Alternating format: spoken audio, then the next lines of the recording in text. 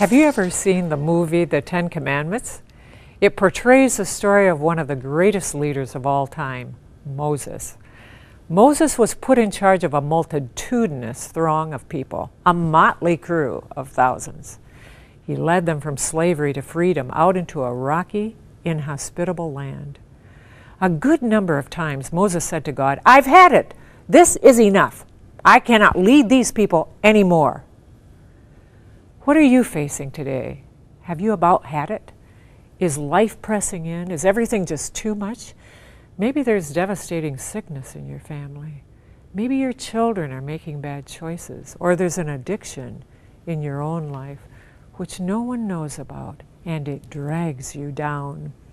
Perhaps you are a leader in your sphere of influence, and right now it seems like an impossible burden instead of a delight. Whatever it is, know that God is not surprised. He is aware of your situation and He loves you. I'm just amazed at the conversations between God and people like you and me in the Bible. At one point, not only is Moses upset with the people he's leading, but God is also upset with them. In fact, God makes it clear to Moses that He is about to let Moses go it on his own. God says the people are proud, rebellious, disobedient. Sounds a little bit like us today, right? But then comes the part of the conversation that can give you great hope for today, no matter your circumstances. Moses finally admits, "God, I cannot do this on my own." And it's then that God delivers a life-giving statement. He says, "Moses, my presence will go with you, and I will give you rest." Have you ever imagined someone like that walking beside you? Someone who loves you so much that they give you their unbroken word that they will never leave you? Only God can do that, because only God is completely faithful to His word. Furthermore, He made you, so He values you as His very own treasure, one of a kind. Not only does He promise His presence, but He goes on to say, "And I will give you rest." Did that mean that Moses would no longer have a difficult leadership task? No. Or that everyone he was leading would be as good as gold? No. Or that Moses would never make any more mistakes? No.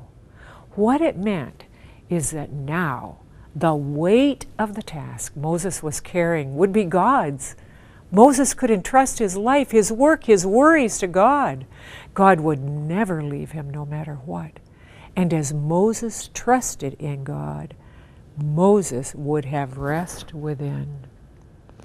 Jesus said the same thing to His disciples when He left them. He said, "I am with you always, even to the end of the age. I will give you my peace. It won't look like what the world offers. Do not be afraid."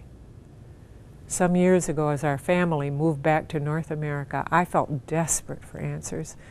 There were too many unanswered questions about the future, like schooling for our 3 teenagers, where we would live, how we would all readapt in this culture, along with the stability of my husband's job.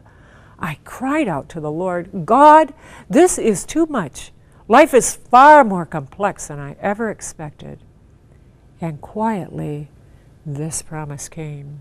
"Ruth, my presence will go with you, and I will give you rest." My friend, are you weary of life today? Call out to Jesus. He is near you at this very moment. Call out to Jesus. He wants to bless you today with His presence and His rest.